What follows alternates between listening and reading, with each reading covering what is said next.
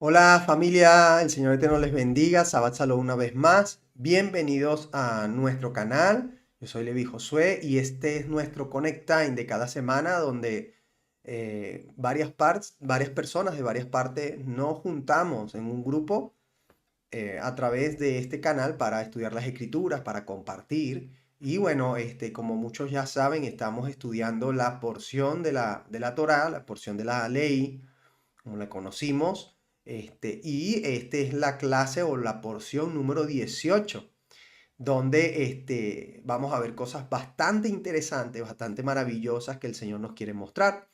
Pero antes me gustaría que, si usted está llegando por primera vez a este canal, considere el poder suscribirse, el poder participar del contenido que está en el canal y que también de esa manera le puedan llegar las notificaciones de lo que constantemente estamos subiendo.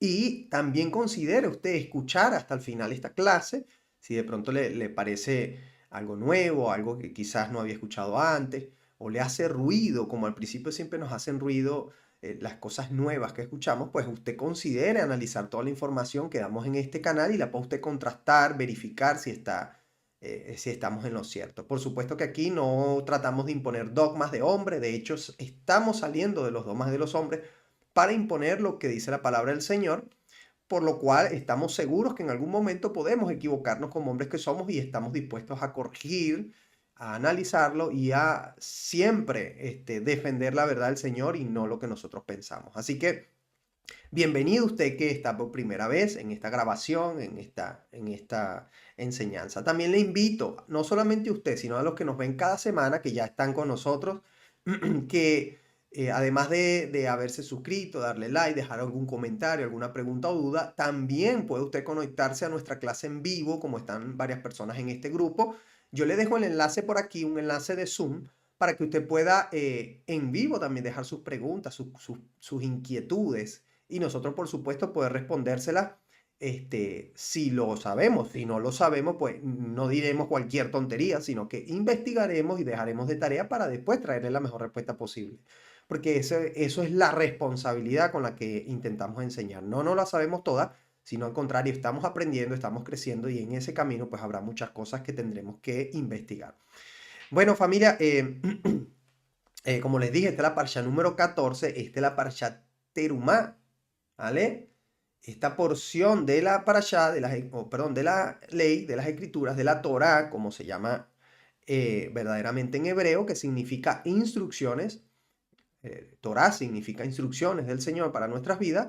Estamos hablando de esta porción Terumá, como dije antes. Y esta porción Terumá significa ofrendas, ¿vale? O em, sí, elevar una ofrenda, un ofrecimiento de parte del pueblo del Señor a el Señor, ¿vale? Y tiene su ubicación en el Éxodo 25, libro de Shemot, verdaderamente se llama Shemot, que significa nombres, capítulo 25, verso 1 al capítulo 27, verso 19. Eh, de todas maneras, si usted no ha visto las clases pasadas o, por ejemplo, la clase pasada, la número 17, yo le voy a animar que usted vaya, perdón, familia, nos hemos equivocado. Esta es la porción número 19, ¿no? Si alguien me puede corregir, es que por números a veces se me va. Un segundito aquí para confirmarlo. Esa es la número 19, efectivamente, familia, perdone. La número 19 y la que hemos visto la semana pasada es la número 18.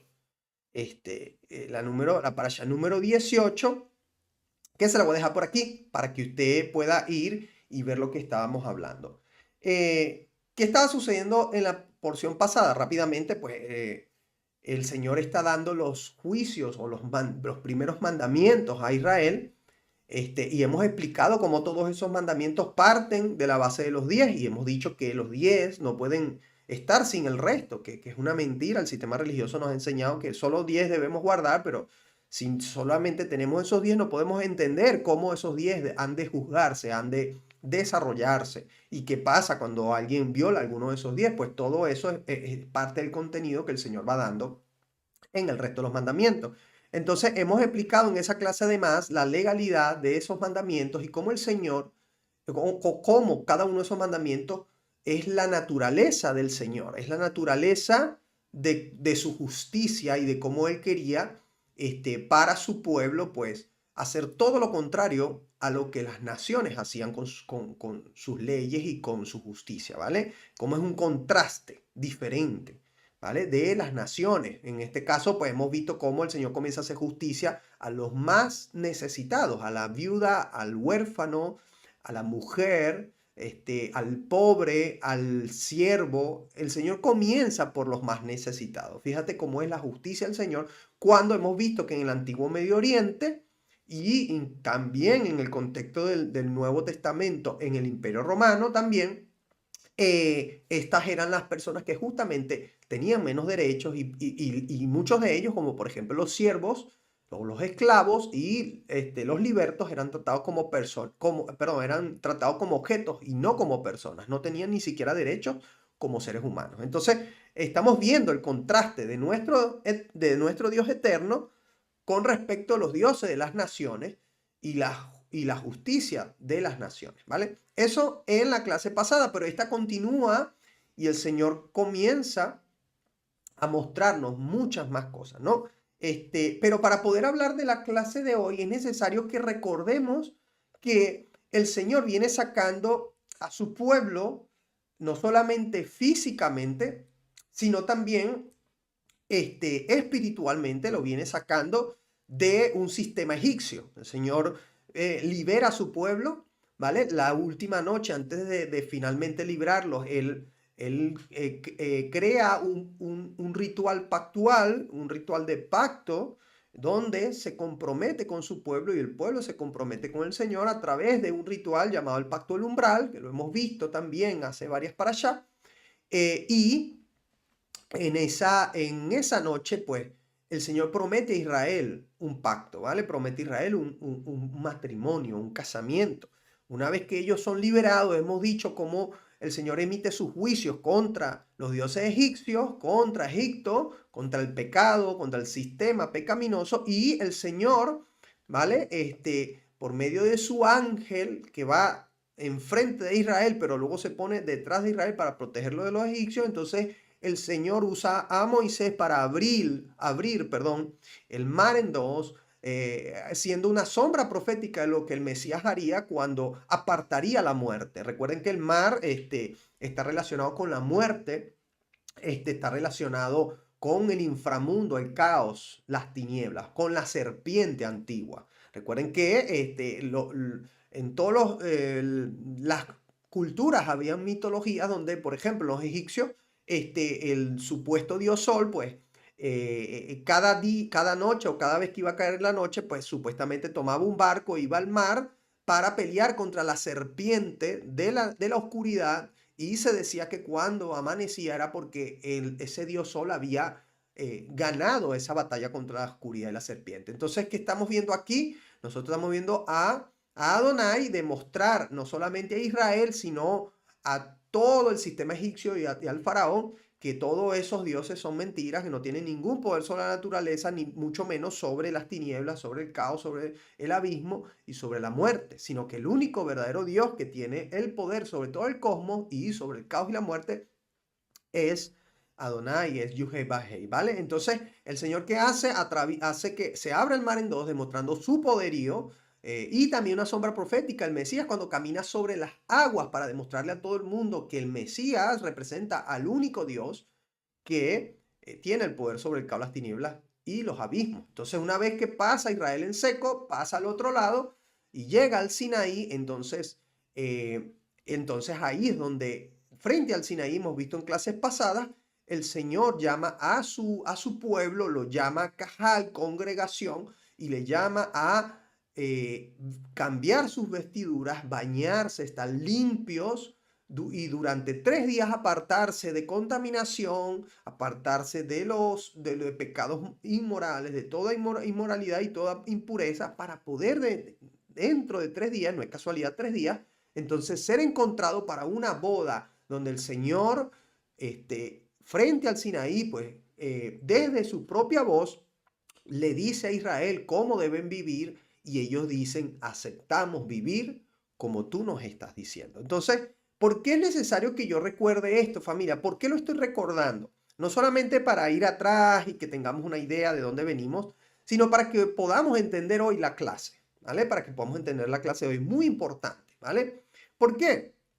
Porque todo lo que estamos viendo aquí, familia, es un lenguaje matrimonial, es un lenguaje familiar, ¿vale? Vemos cómo, vuelvo y repito, el Señor se compromete con Israel, tras comprometerse con él, entonces le hace atravesar el Mar Rojo para librarlos de la muerte y del pecado, y de esa manera darle nuevas vestiduras frente al Sinaí y tenerlos en un proceso de limpieza durante 3 días para finalmente entonces hacer un juramento de matrimonio frente al Sinaí, como quien dice frente a la Jupá, ¿vale? Un juramento a su pueblo. Y después de esto, pues no es casualidad que sucede exactamente lo que sucede tras una boda judía, por decirlo así, una boda hebrea, que es que viene pues el momento de habitación, el momento de intimidad entre el Señor y su pueblo. ¿Qué es lo que él siempre ha dicho? Él siempre ha querido habitar, él siempre ha querido estar entre su pueblo. Y es lo que vemos. Todo esto lo cuento y todo esto lo recuerdo porque mientras vamos recordando todo este proceso que vivió Israel con el Señor, es necesario que nos figuremos a nosotros también como parte de ese Israel, también atravesando ese mar que es la muerte, por medio de que el Mesías retiró la muerte para siempre, después de salir del pecado, el mundo del sistema egipcio en el que estamos ahora, entonces finalmente estaremos en las bodas del Cordero, donde una vez más diremos sí, aceptamos vivir para siempre con nuestro Mesías, como Él ordena, y de esa manera, después de la boda del Cordero, entonces venga el Señor, el Padre, descienda y habite con nosotros para siempre, como es justamente la sombra profética de lo que hoy vamos a ver que sucede, ¿vale? Yo quiero que usted vaya viendo todo esto como muy escatológico, porque todo lo que está sucediendo aquí es ese proceso escatológico. Entonces, tras el compromiso, tras la libertad a su pueblo y tras hacer un pacto donde en el Sinaí Israel dice acepto, entonces el Señor ahora quiere preparar una habitación, una morada con su novia. Y de eso se trata esta parashá, donde el Señor le muestra a Moisés, quien sube de nuevo a la montaña, y le muestra a Moisés todas las características, los planos, los materiales, todas las cosas que va a llevar esa habitación donde el Señor va a habitar entre su pueblo, donde el Señor quiere tener intimidad con su pueblo, ¿vale? Lo que siempre sucede tras una boda, ¿vale? Recuerden que todo esto es metafórico, alegórico, ¿vale? Entonces, es tremendo porque en este contexto nosotros podemos ver cómo el Señor define con tanta delicadeza y con tanta simbología todo lo que va a definir esa habitación para con su pueblo. Entonces, yo le invito a mis hermanos que mientras vayamos avanzando, si tienen alguna pregunta, alguna duda, pues puedan dejarlo por aquí y estaremos trabajando en responderles esas dudas.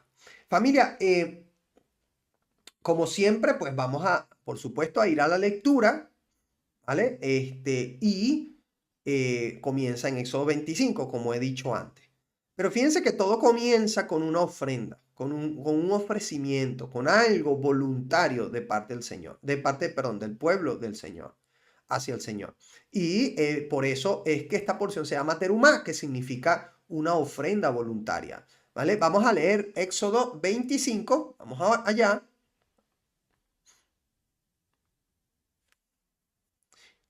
Perdone, antes de leer, quiero dejarles claro también, ¿vale? Esto lo vamos a ir validando, esto que les voy a decir, lo vamos a ir validando a medida que vamos avanzando en la clase, Pero quiero que usted tenga claro que la razón por la que el Señor manda construir un lugar de habitación no es solamente porque el Señor quiera físicamente estar allí, porque realmente también dice las Escrituras que ningún edificio puede contener su gloria, sino para que nosotros entendamos el nivel de santidad, el nivel de pureza, el nivel de compromiso que tiene que haber para que el Señor pueda habitar en medio de su pueblo, cosa que el hombre perdió cuando salió del huerto del Edén. Recuerden que cuando el hombre estaba en el huerto del Edén, el Señor tenía su presencia misma sobre la tierra y sobre el Edén, y es al origen a donde el Señor quiere llevarnos, y el tabernáculo va a ser una especie de sombra profética de donde realmente el Señor quiere llevarnos al final de los tiempos, donde Él habitará con nosotros, y por eso dice Apocalipsis 21 que no existirá más la muerte, ¿vale? Y no existirá más el mar, la muerte será echada al lago de fuego y el mar no existirá más en nuevo cielo y nueva tierra. Esto es importante entenderlo, familia, porque el contexto donde está el Señor no puede estar la muerte. Por eso es que no es hasta Apocalipsis 21, después de los 1000 años del reino del Mesías, que el Mesías pone todo en orden, es donde definitivamente baja la presencia de nuestro Padre, de Adonai, para habitar con nosotros. Entonces, en el tabernáculo, Él crea una especie de sitio con todos esos espacios sagrados, con todos esos perímetros, donde entonces pueda bajar la presencia del Señor a habitar en medio de su pueblo. Ok, familia. Vamos ahora sí a empezar a leer Éxodo 25. Vamos allá. Creo que se había conectado alguien y no sé si se desconectó. Ok, Éxodo 25, familia, dice así.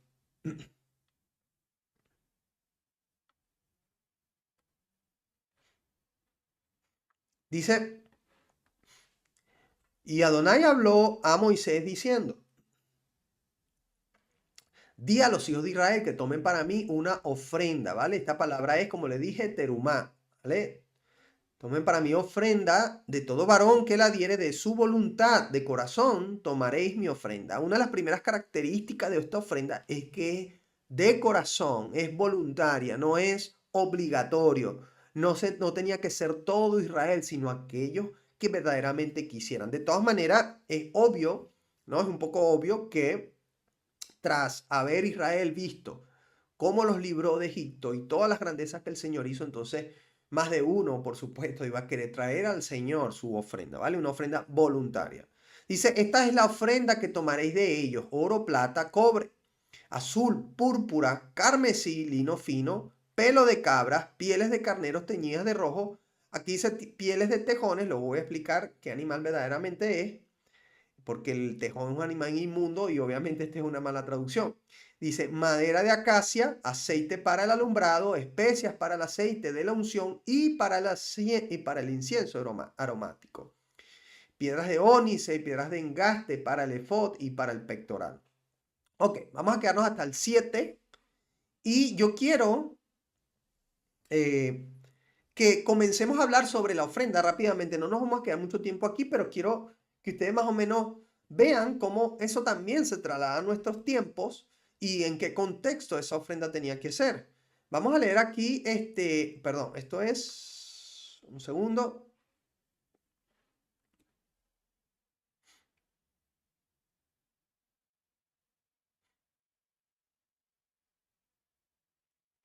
Vamos a leer en...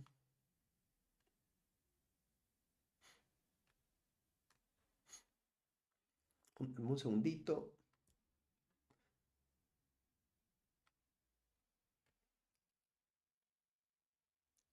Esto es Hechos. Un segundo, Hechos 2. Para que ustedes vean cómo cuando en Nuevo Testamento, ¿verdad? Los apóstoles entienden el, el objeto de la ofrenda voluntaria, el objetivo de traer al Señor, fíjense lo que ellos comienzan a hacer inmediatamente, ¿no? Que hemos dicho en las clases pasadas que es instaurar la justicia del Señor, es instaurar ese amor por los necesitados y por las necesidades de todos, ¿vale?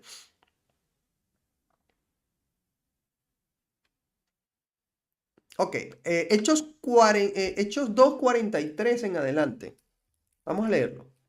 Hay, por supuesto, montones de ejemplos en el Nuevo Testamento, pero yo quiero poner este como ejemplo debido a que es el primer momento en que ya los apóstoles han recibido al Ruach HaKodesh, han recibido la ley en sus corazones y en su mente en el día de Pentecostés, y ellos comienzan a restaurar la obra que el maestro les enseñó, el Mesías les enseñó y que el Señor quería que Israel hiciera originariamente, ¿vale? Vamos allá. Dice así, Hechos 2 a partir del 43 adelante. Dice, sobrevino este temor a muchas personas, dice, eh, y muchas maravillas y señales eran hechas por los apóstoles. Luego dice, todos los que habían creído estaban juntos y tenían en común todas las cosas.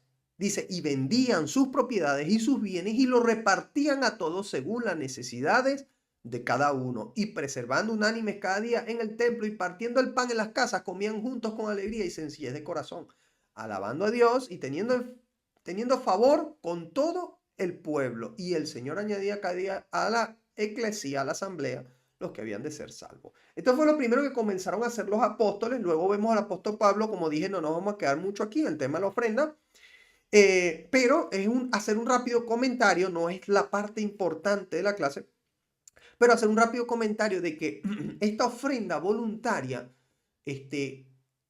también tuvo aquí en el Nuevo Testamento una influencia tremenda porque los apóstoles entendieron, es momento de hacer justicia por los necesitados, por los desamparados, por los desprotegidos. Y vemos ahí en Hechos, más adelante, Hechos 4, vemos también cómo esos que traían hacían casas, traían alimentos por aquellos que estaban desprotegidos y que la ley del Señor mandaba a hacer justicia con ellos, ¿vale?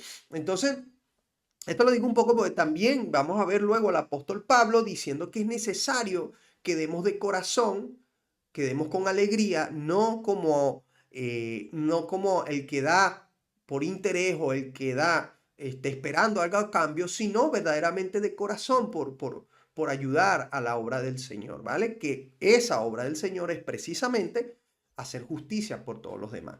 Eso en un contexto de hoy en día es bastante complicado porque vemos como muchos ya mal llamados ministerios, pues realmente toman el dinero es para hacer otras cosas y no para realmente hacer la justicia al Señor y para que realmente ese ministerio del Señor, pues, haga reflejar la bondad del Señor. Ok. eh, Ahora sí, avanzamos a el verso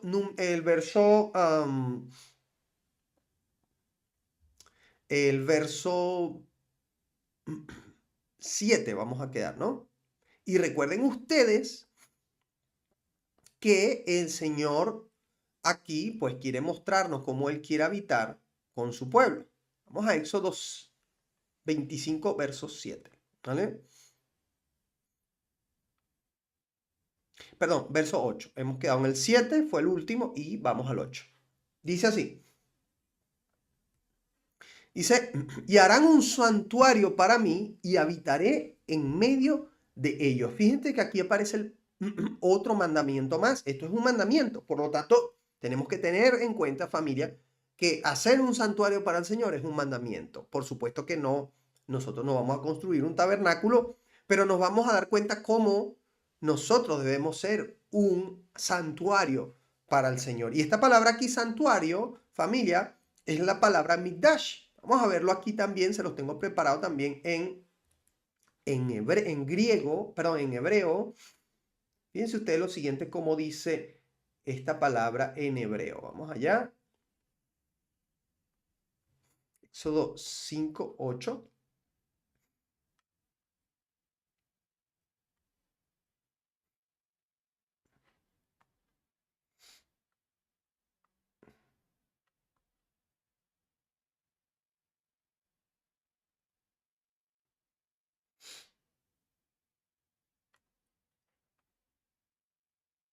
Un segundo. Ahí está. Ok. Dice así. Dice, dice, y harán para mí un santuario. Esta palabra santuario, familia, puede ser un poquito más ampliada. Esta palabra santuario que ustedes ven aquí, perdón, esta, segundo, aquí, esa palabra santuario, si ustedes ven, es Mikdash, ¿vale? Mikdash. Y la palabra Mikdash es lugar consagrado, sagrado, santuario, ¿vale? Es un lugar consagrado. Eso quiere decir que debe estar apartado, que tiene que ser puro. Y ahora lo vamos a ir definiendo aún más, ¿vale? Dice, harán para mí santuario. ¿Por qué? Porque haré habitación en medio de ellos, ¿vale? Y esta palabra habitaré es shakán, ¿vale? Que es descansar, ¿vale? Que es residir o quedarse permanentemente, ¿vale? Y ahora vamos a ver cómo eso se traslada a nuestras vidas. Habitar, morar, ¿vale? Ahora, fíjense ustedes que en el verso siguiente, vamos a ver cómo dice, mire, aquí en hebreo, segundo, en el verso siguiente dice,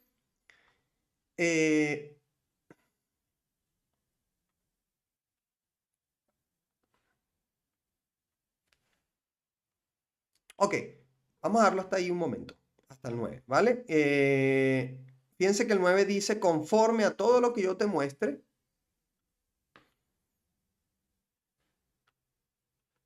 a todo lo que yo te muestre, el diseño del tabernáculo y el diseño de todos los utensilios, así lo haréis. Ok, antes de avanzar, yo quiero mostrarle a ustedes cómo todo esto se traslada al Mesías y cómo todo era una sombra del Mesías, ¿vale? Vamos a Juan 1.14, quien dice de esta manera. Dice, y aquel verbo fue hecho carne y habitó entre nosotros y vimos su gloria, gloria como del unigénito del Padre, lleno de gracia y de verdad. Ahora, esta palabra habitó entre nosotros, yo quiero que usted la vea también en griego, familia. Nuevo Testamento en griego, porque es importante que usted vea cómo esto no es invento, sino que el Señor está plasmando una sombra profética de lo que efectivamente iba a ser el Mesías. Vamos a verlo allí. Y fíjense lo que dice Juan 1.14 en el griego. Dice la palabra habitó. Esta palabra habitó habitó en tiendas en griego, que es skeno. Y esa palabra skeno es acampar.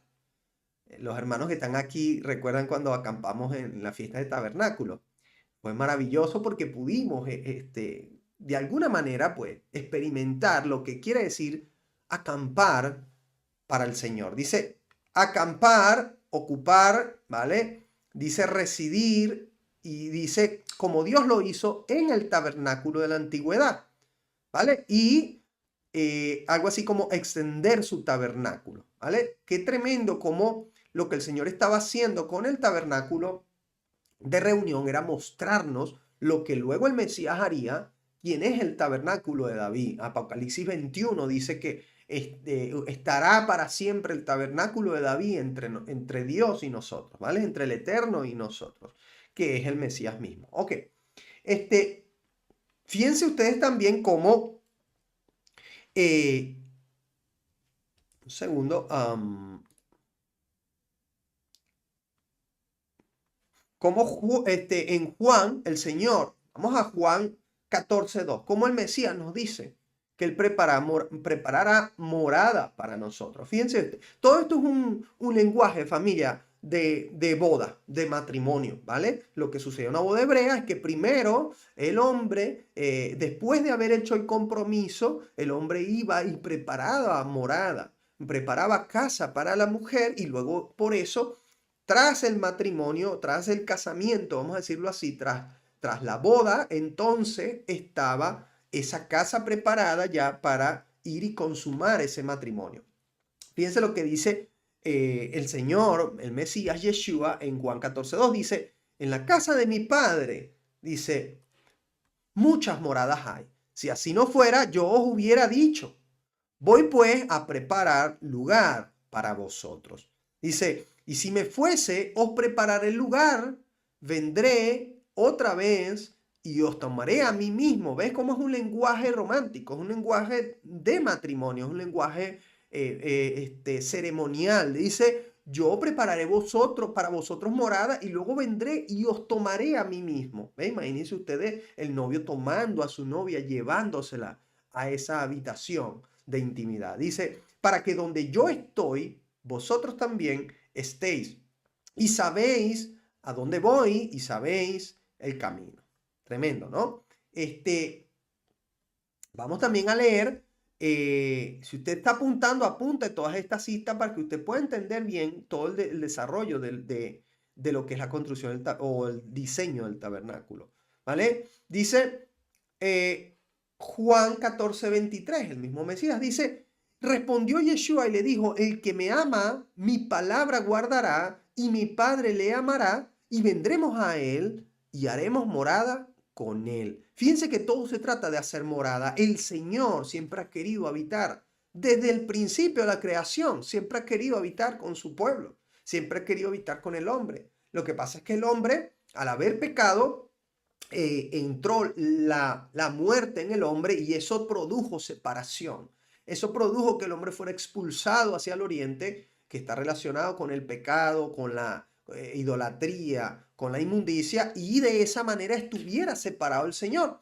Pero fíjense que no es casualidad que el Señor intenta de nuevo habitar en el hombre, ¿no? Y ahora le voy a decir esos, vamos a decirlo, esas 7 veces cuando el Señor intenta habitar o habita con el hombre, ¿no? O habita en la tierra, ¿no? ¿Vale? Se lo voy a decir de esta manera para que usted vea que no es casualidad lo profético que hay detrás también de la numerología bíblica.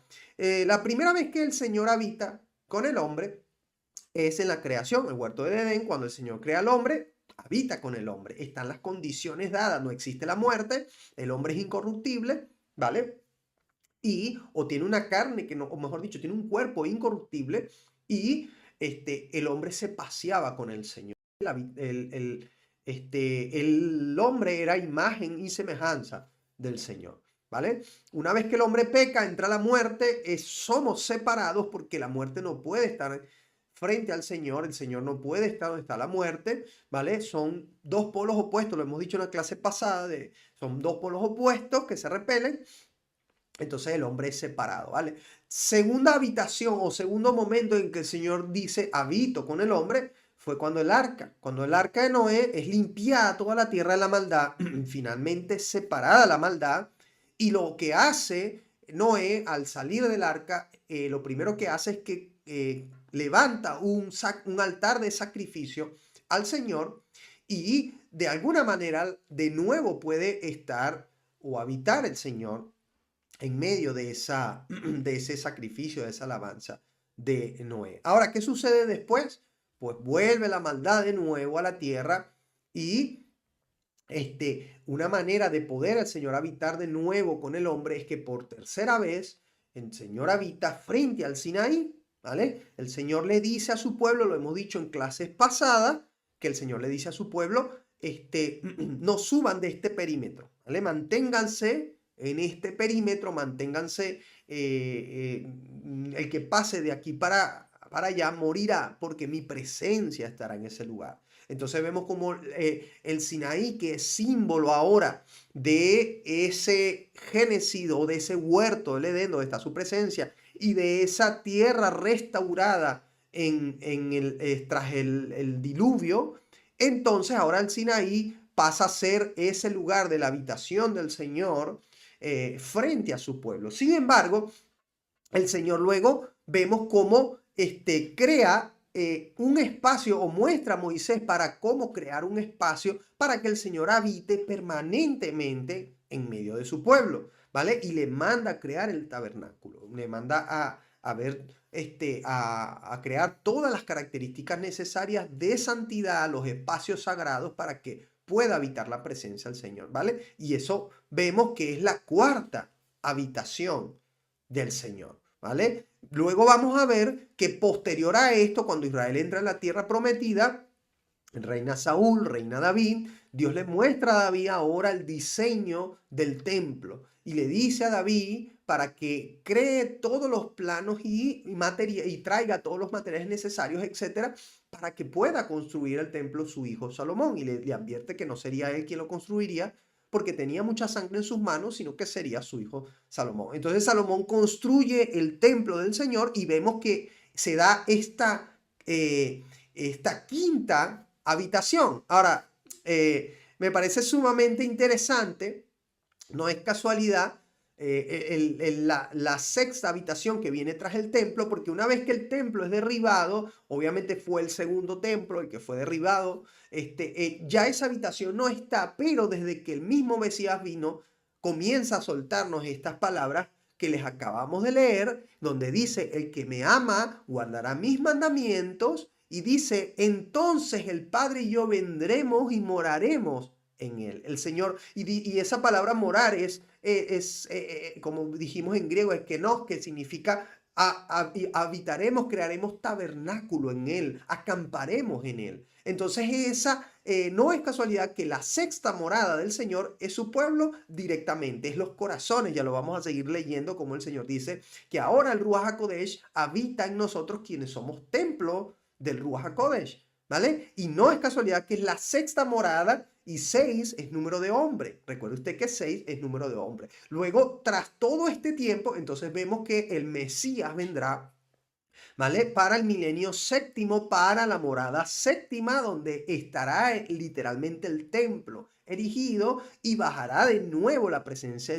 del Señor en el templo, ¿vale? En la tierra, ¿vale? Y esa será la habitación número 7 y la morada definitiva número 8, que quiere decir nueva creación, nuevos comienzos, que quiere decir eternidad, es cuando Apocalipsis 21 desciende la nueva Jerusalén del cielo y pueda habitar para siempre el Señor entre nosotros. Ya no habrá templo, sin embargo dice el texto que a pesar de que ya no habrá templo, porque toda la tierra será su templo, sí estará con nosotros el tabernáculo de David, haciendo referencia al Mesías, quien es el tabernáculo vivo, quien es el tabernáculo de David. Entonces, qué tremendo cómo el Señor nos va mostrando en toda la historia, nos va mostrando una pintura completa de lo que Él quería hacer en cada etapa con su pueblo, habitando en medio de su pueblo. Entonces, ahora vamos a seguir leyendo otros pasajes que nos van a seguir mostrando cómo el Señor quiere habitar en nosotros. Juan 14, 15, miren lo que dice el Mesías, Yeshua, dice, si me amáis, guardáis mis mandamientos, dice, fíjense, si me amáis, guardáis mis mandamientos. Luego el apóstol Juan, vamos a ver con una de sus cartas, dice más adelante, el que verdaderamente ama, guarda sus mandamientos y sus mandamientos no son gravosos. O dice, en esto consiste el verdadero amor, guardar sus mandamientos. Entonces dice el Mesías, si me amáis, guardad mis mandamientos, y yo rogaré al Padre que os dará otro consolador para que esté con vosotros para siempre. Dice, miren cómo aquí el Mesías aclara que es si guardamos sus mandamientos. Luego en este mismo pasaje, más adelante dice, y los mandamientos que yo les doy no son míos, sino del Padre que me envió.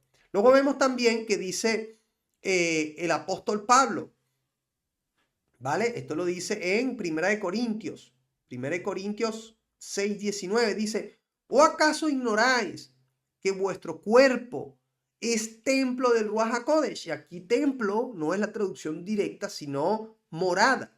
¿No? ¿Acaso ignoráis que vuestro cuerpo es morada del Ruach HaKodesh, el cual está en vosotros, el cual tenéis de Dios y que no sois vuestros? Fíjate, aquí el apóstol Pablo usando el lenguaje de esclavitud, de siervo, ¿vale? Recuerda que ahora somos esclavos del Mesías, que ya no somos nuestros, ya no nos pertenecemos a nosotros mismos, ¿vale? Entonces, qué tremendo como aquí el Señor nos habla en un lenguaje en el que podamos entender que nosotros somos esa morada que Él quiere hacer. Ahora, el sistema religioso nos hizo o nos dio a entender una visión muy desprestigiada muy minimizada y, y con muy poco sentido de lo que es ser morada del Señor, ¿vale? Literalmente hoy cualquiera que vive en pecado, que vive como le da la gana, que porque solamente va los domingos y se sienta a escuchar un sermón y a cantar y a pegar cuatro gloria a Dios, aleluya, entonces ya decimos, yo soy templo del Espíritu Santo, ¿vale? Tremendo, ¿no? Eso lo hemos visto ya como muy trillado y con muy poco sentido, ya como más que todo una metáfora sin mucho sentido, cuando realmente no es lo que sucede. El Señor nos dice claramente en las Escrituras que Él no habita templos profanados. ¡Wow! Tremendo, ¿no? Él no habita templos profanados. Entonces ahí tenemos que preguntarnos, ¿será que estamos profanando nuestro templo del Señor? ¿Será que estamos viviendo conforme a esos espacios sagrados que Él quiere o donde Él quiere habitar? Es interesante que nos hagamos esa pregunta porque hoy vamos a ver el nivel de detalle y el nivel de santidad y de preparación que el Señor quería con el tabernáculo para poder habitar. ¿Qué nos hace pensar que si un sitio de materiales físicos corruptibles, ¿vale? Corruptibles, finitos, ¿verdad? El Señor quería prepararlos de tal manera que pudieran sostener su presencia, que nos hace pensar que nosotros viviendo como nos da la gana, que nosotros haciendo lo que nos da la gana, entonces vamos a hacer habitación para el Eterno, ¿no? Eso es lo que nos enseña el sistema religioso, ¿vale? Vive como te da la gana, que el Señor vive en ti. Ok, vamos a continuar. Mire lo que dice, por ejemplo, Efesios 2:19. Dice, así que ya no sois extranjeros ni advenedizos, ¿vale? Sino conciudadanos de los santos y miembros de la familia de Dios. Dice, edificados sobre el fundamento de los apóstoles y profetas, siendo la principal piedra del ángulo Yeshua, el Mesías mismo. Mira cómo nos comienza a hablar edificados, nos comienza a hablar el lenguaje de una construcción, un lugar de habitación o el templo. Dice, en quien todo el edificio bien coordinado va creciendo para ser un templo, un Mishkan, un Mikdash santo en el Señor, ¿vale? Entonces, este lenguaje, cuando entendemos el nivel de santidad que ameritaba tener un sitio para poder sostener la presencia del Señor, es el mismo lenguaje que está tratando del apóstol Pablo de que entendamos. Es la importancia de esa santidad, ¿vale? Primera de Pedro, otro antes de avanzar con lo del tabernáculo. Primera de Pedro 2:4 dice, acercándoos a él, piedra viva, desechada ciertamente por los hombres, mas para Dios escogida y preciosa, vosotros también como piedras vivas, sed edificados como ¿qué? Como casa espiritual y sacerdocio como santo para ofrecer sacrificios espirituales aceptables al Señor por medio de Yeshua el Mesías. Es el mismo lenguaje de casa espiritual, lugar de habitación, santidad, lugar apartado, ¿vale? Sacerdocio, etcétera, ¿vale? Entonces, ahora cuando sigamos con la lectura del tabernáculo, usted se va a dar cuenta y va a relacionar esas cosas y además las va a relacionar con su propio cuerpo, que es el templo de Ruach HaKodesh, ¿vale? Fíjense, vamos a comenzar a leer a partir del verso 10, que hemos quedado allí. Entonces, a partir de ahora yo le voy a poner una imagen allí del tabernáculo para que usted vaya viendo, ¿vale? Y vamos a ir dándonos cuenta cómo el Señor construye de adentro hacia afuera o muestra a Moisés, porque construye, luego vamos a ver más adelante en siguientes parashá, vamos a ver el momento, la construcción, ¿no?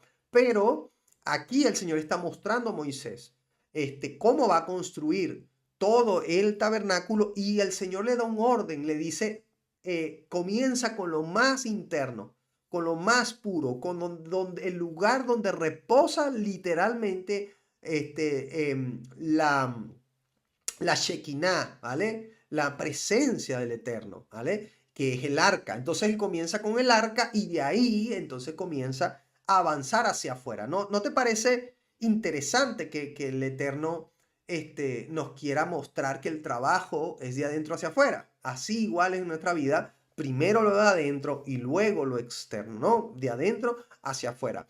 Muchas veces el sistema religioso nos hizo entender que hay cosas externas que no son importantes. No es que no son importantes, es que el Señor quiere trabajar primero de adentro hacia afuera, ¿vale? Ok, vamos allá, Éxodo 25:10 dice así, y ahí tiene la imagen de el tabernáculo, lo pueden ver ahí a un lado.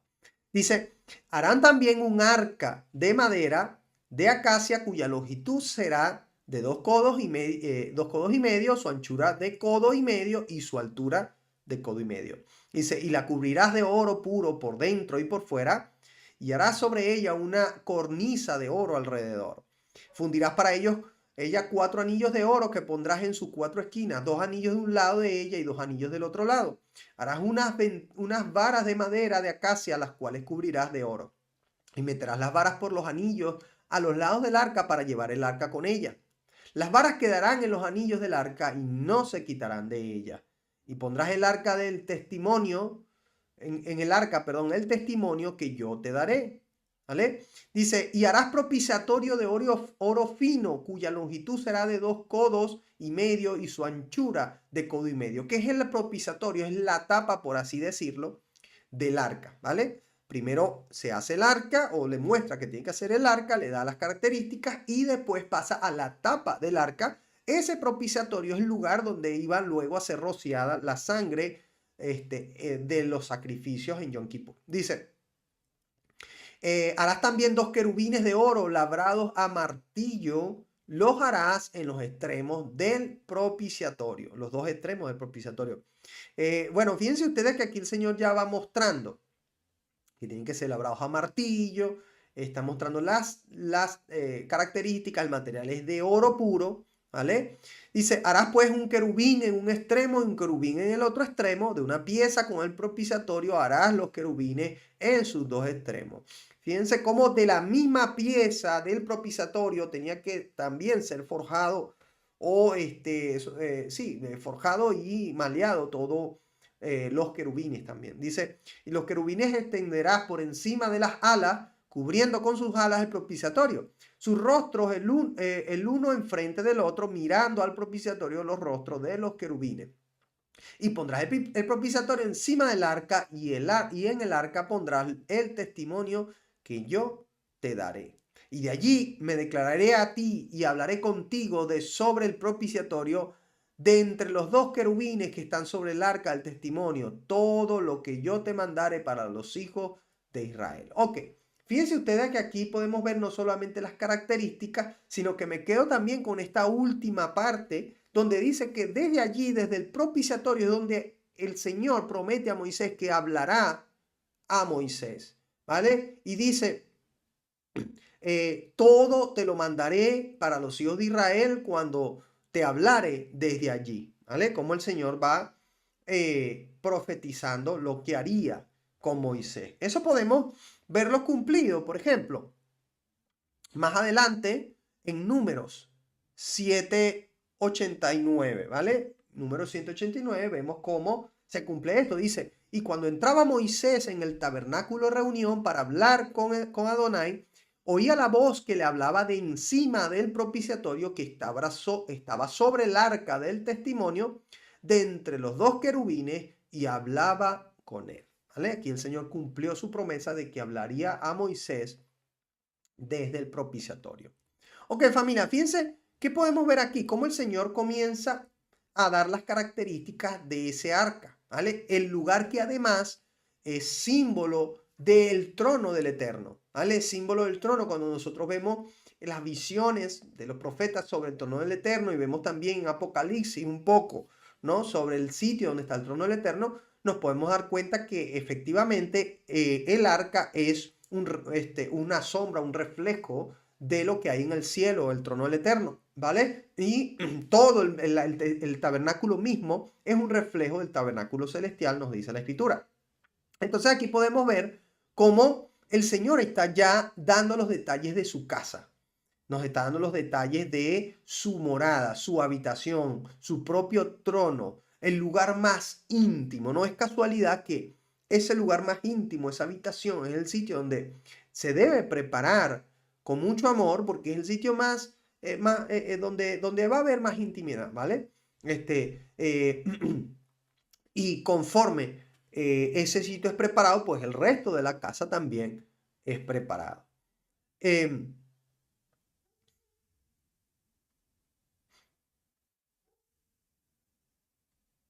ok, luego vamos a ver cómo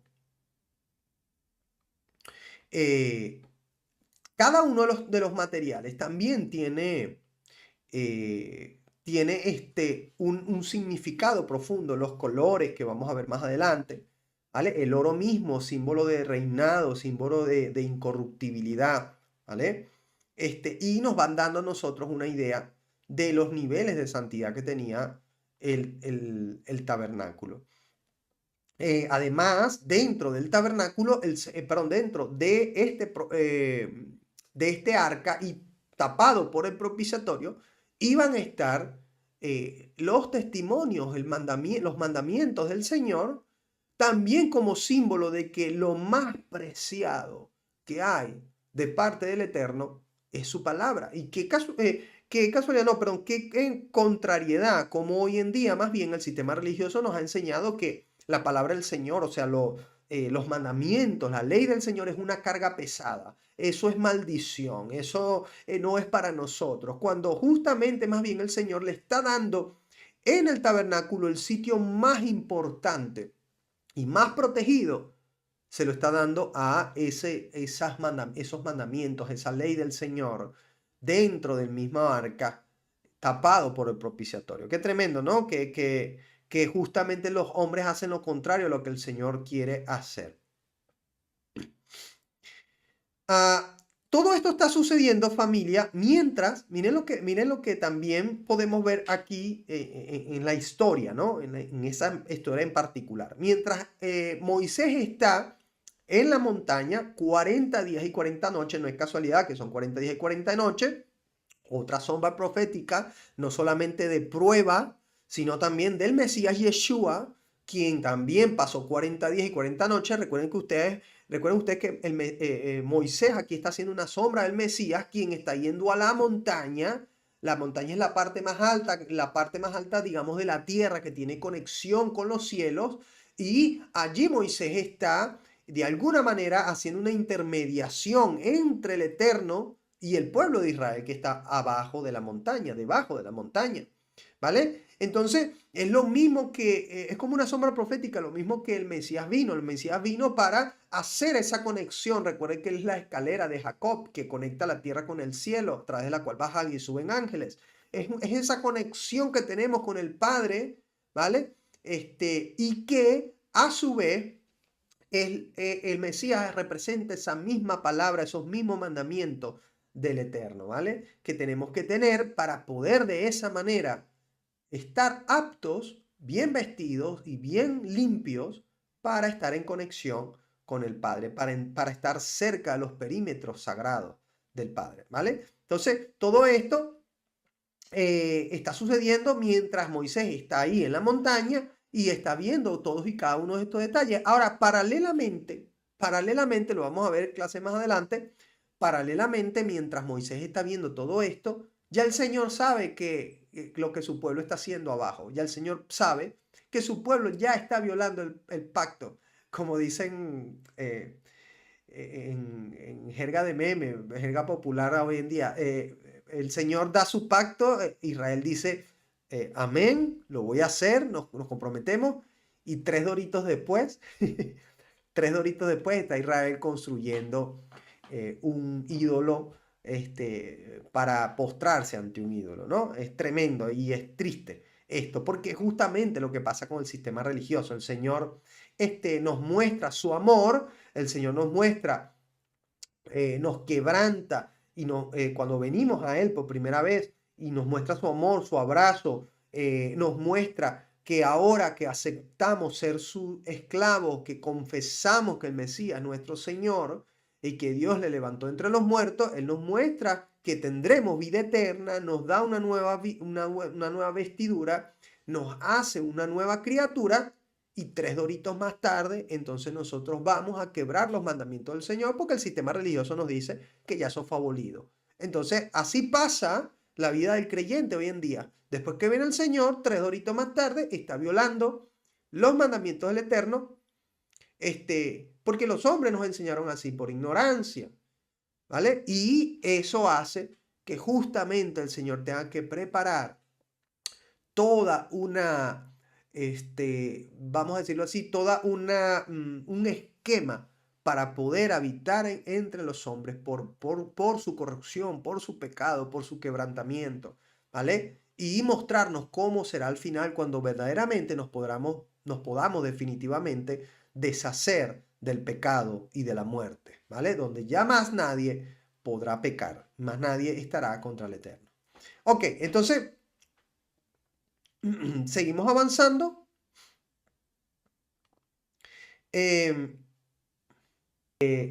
Vamos a mostrar lo que es el tabernáculo, ¿vale? Ahí. Ok. Esto es una aplicación, ¿vale? De el tabernáculo que nos va a mostrar algunos detalles para que usted pueda... Ups, un segundo. Ok, ahí vamos. Vale, este es el desierto, bueno, este es el monte Sinaí. Y pues aquí vamos a mostrar cómo estaba el tabernáculo, ¿vale? Aquí vamos a ver el altar, ¿vale? El altar donde se ofrecían los sacrificios. Aquí está el lavacro o, vamos a decirlo, la fuente. De todas maneras, no es la ubicación real de la fuente. Luego le voy a mostrar un esquema que tengo preparado que está más exacto, ¿vale? Sin embargo, pues me gusta que esta aplicación de alguna manera en 3D puede mostrarnos un poco más real lo que sucedía o lo que era, ¿no? Entonces aquí vemos el arca y voy a pasar directamente atrás porque estamos viendo, recuerden, de adentro hacia afuera. Este es el lugar santísimo, lo que es llamado el Santo de los Santos también.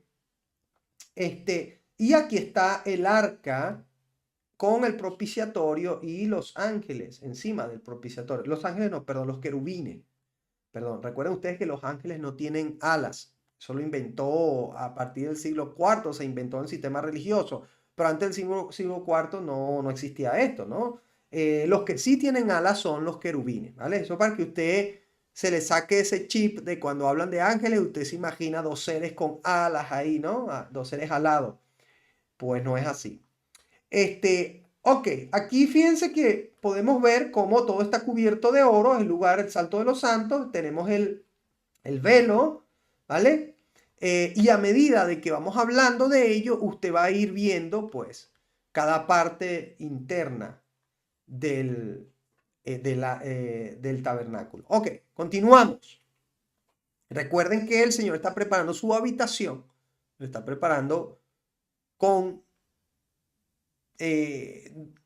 figurando lo más sagrado que tiene que ser cada sitio, cada perímetro, cada espacio sagrado para que su habitación, para que Él pueda morar y hacer habitación en nosotros. Ok, después del arca vamos a ver, segundito, después del arca vamos a ver la mesa, ¿vale? Nos quedamos en el verso 23, la mesa, vamos allá.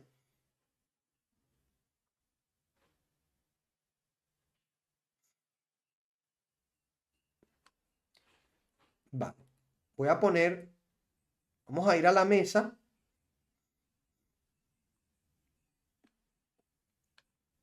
Ups. Vale, que es la mesa de los panes, ¿vale? Vamos a ir allá. Usted la pueda ver mientras la leemos. Dice, harás asimismo una mesa de madera de acacia. Su longitud será de 2 codos y de 1 codo su anchura y su altura de codo y medio. Dice, y la cubrirás de oro puro y le harás una cornisa de oro alrededor. Dice, Le harás también una moldura alrededor de un palmo menor de anchura y harás a la moldura una cornisa de oro alrededor. Y le harás 4 anillos de oro, los cuales pondrás en las 4 esquinas que corresponden con sus 4 patas. Los anillos estarán debajo de la moldura para lugares de las varas para llevar a la mesa. Dice, harás las varas de madera de acacia y las cubrirás de oro y con ellas será llevada a la mesa. Harás también sus platos, sus cucharas, sus cubiertas y sus tazones con que se libará de oro fino, los harás. Pondrás sobre la mesa el pan de la proposición delante de mí continuamente. Bueno, aquí aclara familia que aunque en español nos pusieron el pan de la proposición, realmente eso no aparece en el texto. Lo que aparece en el texto es el pan de la presencia o el pan del rostro, ¿vale? El pan del rostro o el pan de la presencia. Eso es el término correcto sobre el pan, ¿vale? Y no es casualidad que el Mesías es el pan de vida y él dice, el que me ha visto a mí ha visto al Padre. Por eso es el pan del rostro, el pan de la presencia, ¿vale? Dice, y harás además un candelero. Ok, ahí vamos a pasar al candelero, pero antes de pasar al candelero, quiero leerles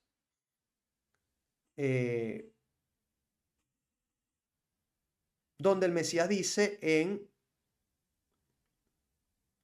Juan 6:48, que dice el Mesías, dice, yo soy el pan de vida.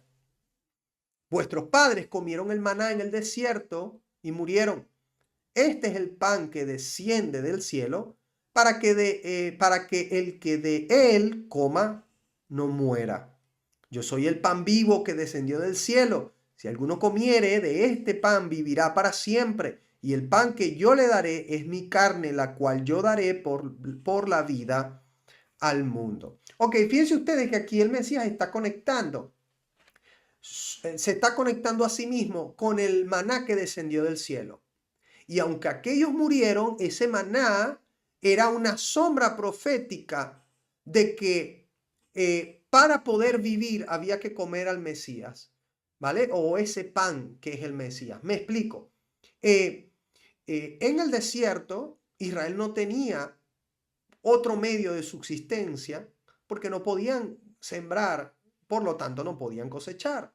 En el desierto, los israelitas no tenían alimentos como tal, ¿vale? ¿Cuál era su alimento a diario? Ese maná, ese pan que descendía del cielo, y el comer ese pan pues les mantenía vivos, por supuesto. Para poder vivir hay que comer, ¿vale? Suplir las necesidades fisiológicas y las necesidades orgánicas de nuestro cuerpo. Hay que comer. Por eso el Mesías dice, ese pan que descendió del cielo es sombra del verdadero pan que ahora desciende del cielo, ya no para que tengan vida durante un tiempo determinado, sino para que tengan vida para siempre, ¿vale? Entonces, aquí el Mesías está conectando ese maná que ellos comieron y es el mismo pan que está en la mesa de los panes, la proposición, o pero mejor dicho, corrijo, es como, miren cómo el sistema religioso se te queda en la mente, hay que sacarlo.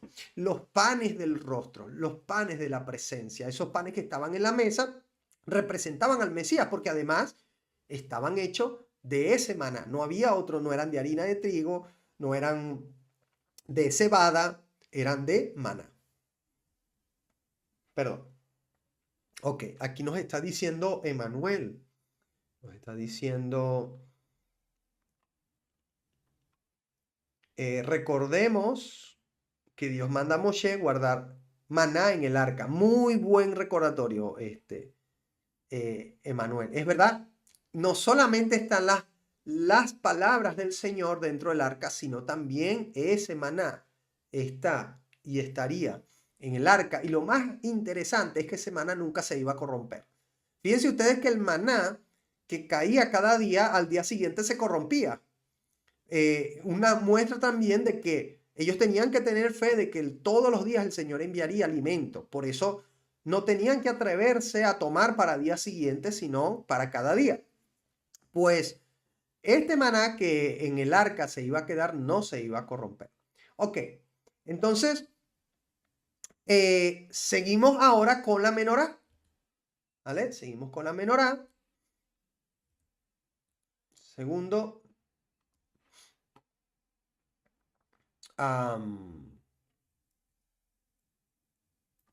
Ok, un segundo. Aquí vamos allá. Hemos quedado en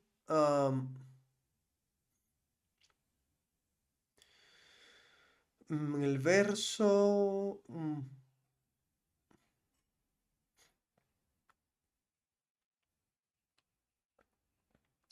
Verso 31, ¿vale? Vamos al verso 31. Dice así. Y ahora vamos a ir en la aplicación a donde ahora sí está la menorá, que es de este otro lado.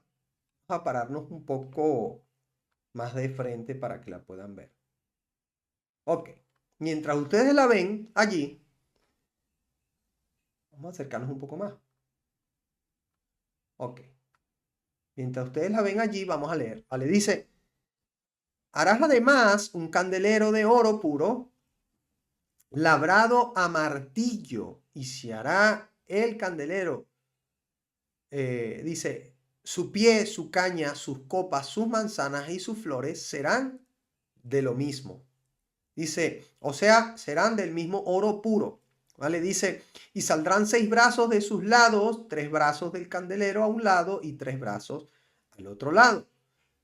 3 copas en forma de flor de almendro en un brazo, una manzana y una flor, y 3 copas en forma de flor de almendro en otro brazo, una manzana y una flor. Así en los 6 brazos que salen del candelero. Dice, y la caña central del candelero, 4 copas en forma de flor de almendro, sus manzanas y sus flores. Habrá una manzana debajo de 2 brazos del mismo, otra manzana debajo de los 2 brazos del mismo y otra manzana debajo de los 2 brazos del mismo, así para los 6 brazos que salen del candelero. Su manzana y sus brazos serán de una pieza, todo ello de una pieza labrada a martillo de oro puro. Y le harás 7 lamparillas, las cuales encenderás para que alumbre hacia adelante. También sus despabiladeras y sus platillos de oro puro. ¿Vale? Entonces aquí vemos cómo el Señor, voy a tratar de tener aquí también, mientras pongo mi cámara, un segundo, esta misma imagen, para que ustedes la sigan viendo. Un segundito, ok.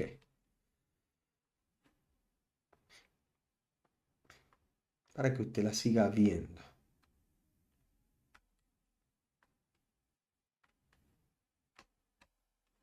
Ok.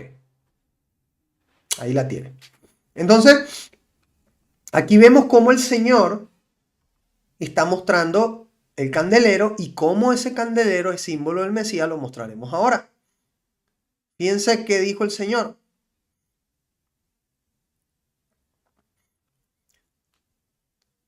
Vamos a, perdón. Vamos a terminar de leer aquí que no hemos terminado hasta el 40. Vamos a terminar de leer el 40 rápidamente. Dice, de un talento de oro fino los harás con todos estos utensilios. Mira y hazlo conforme al modelo que te ha sido mostrado en el monte. Ok, entonces ahora sí, vamos a ver lo que nos dice el Brit Hadashah, el Nuevo Testamento, sobre el Mesías. Dice Juan 8, verso 12, dice, otra vez Yeshua les habló diciendo, yo soy la luz del mundo.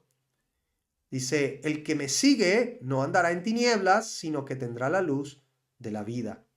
¿Vale? También nos dice Juan 9:5, entre tanto que estoy en el mundo, luz soy del mundo. ¿Vale? Y también el Señor nos mandó a nosotros. Dijo, vosotros sois la sal de la tierra y sois la luz del mundo. Y dice, una luz no se pone debajo de un almud, sino que es puesta donde todos puedan verla. ¿Vale? Para que pueda iluminar. Pero también esa luz no solamente significa al Mesías mismo, y recuerden ustedes que el Mesías es la dabar, es lo que en griego llamaron el logos, mal llamado logos, la dabar, esa palabra del eterno, es el Mesías mismo, ¿vale?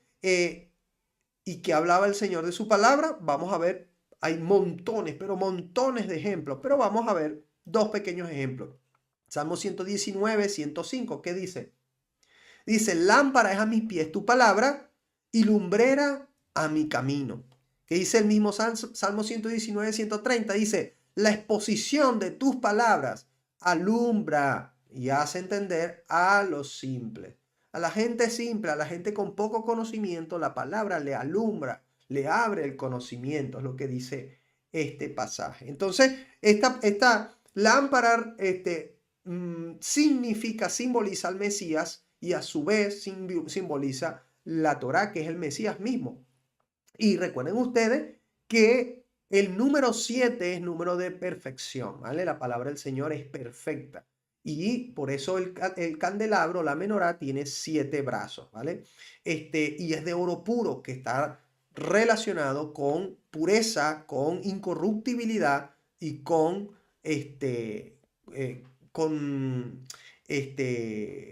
rey, con trono, ¿vale? Ok, seguimos. Y fíjense ustedes que esa menorá, fíjense lo siguiente, esa menorá iba a estar, familia, puesta con aceite, ¿vale? Para que estuviera encendida constantemente. Y ese aceite representa el Rúa del Señor y sabemos que el Rúa del Señor reposó sobre el Mesías. Juan, por ejemplo, que no dice Juan 3:34, dice así. Porque el que Dios envió, las palabras de Dios habla, pues Dios no da el Rúa por medida, ¿vale? ¿Vale? Fíjense ustedes cómo aquí el mismo, es el mismo Juan que nos está diciendo que el Mesías, quien porta al Rúa del Señor, al Espíritu del Señor, habla las palabras del Señor. Son una sola cosa. A nosotros el sistema religioso nos enseñó un Mesías que habla todo lo contrario a las palabras del Señor. Todo lo contrario, ¿vale? De hecho, quiero aquí hacer un paréntesis y recordar un poquito que uno de los basamentos del sistema religioso para las doctrinas son los fulanos padres de la iglesia. Sin embargo, uno de esos padres, digo así entre comillas, porque para mí no lo son, uno de esos padres de la iglesia en el siglo II, ¿vale? Que fue Justino, el señor Justino, o Justiniano, Justino mártir. Este señor decía que el Dios del Antiguo Testamento era como un demonio, prácticamente decía así, y decía que el Mesías vino a mostrarnos otro Dios, el verdadero Dios, y no el Dios del Antiguo Testamento. Y que el Mesías vino a hacer un divorcio con ese Dios que era un Dios según su percepción, ¿no? Según su percepción, era un Dios malvado, malévolo, un Dios sediento de sangre. Esas eran sus palabras, ¿no? Obviamente estoy parafraseando, si usted investiga sobre Justino, verá cuáles eran las palabras de Justino sobre el Dios del Antiguo Testamento, así como él lo llamaba, y él decía que el Mesías no vino a hablar de ese Dios, sino que vino a mostrarnos el verdadero Dios, entre comillas, ¿no? Y un Dios que era diferente, que no era el mismo Dios, ¿no? Qué triste que estas fueron las bases que sentaron el cristianismo moderno, a tal punto que justamente hoy vemos muchas personas hablando ese mismo lenguaje. No, es que el Dios del Antiguo Testamento es un Dios malvado, un Dios que no es el Dios verdadero, o que no era como Dios quería ser verdaderamente. Entonces, a partir del Nuevo Testamento, a partir del Mesías, entonces Dios muestra su amor, su gracia, y ahí es donde Dios verdaderamente muestra su bondad, ¿no? Tremendo, ¿no? Porque así nos enseñaron. Entonces, quería hacer ese paréntesis, ¿por qué? Porque el Mesías no vino a eso. El Mesías no vino a mostrar un nuevo Dios y a dejar al verdadero Dios de un lado. No, el Mesías vino a mostrar al verdadero Dios que siempre estuvo con Israel y que por motivo de la transgresión de Israel, Israel tuvo que ser apartado de Dios y que a través del Mesías se restaura ese convenio, ese pacto que venimos hablando desde el principio, que fue roto por Israel. A través del Mesías se restaura esa conexión, ¿vale? Con el Dios de Israel a través de su sacrificio. Es triste que realmente estos fulanos padres, entre comillas, no entendieron la obra del Mesías, no entendieron el pacto, el compromiso del Eterno con su pueblo y no entendieron que el Mesías venía a hacer posible la restauración de ese pacto, de ese convenio con su pueblo.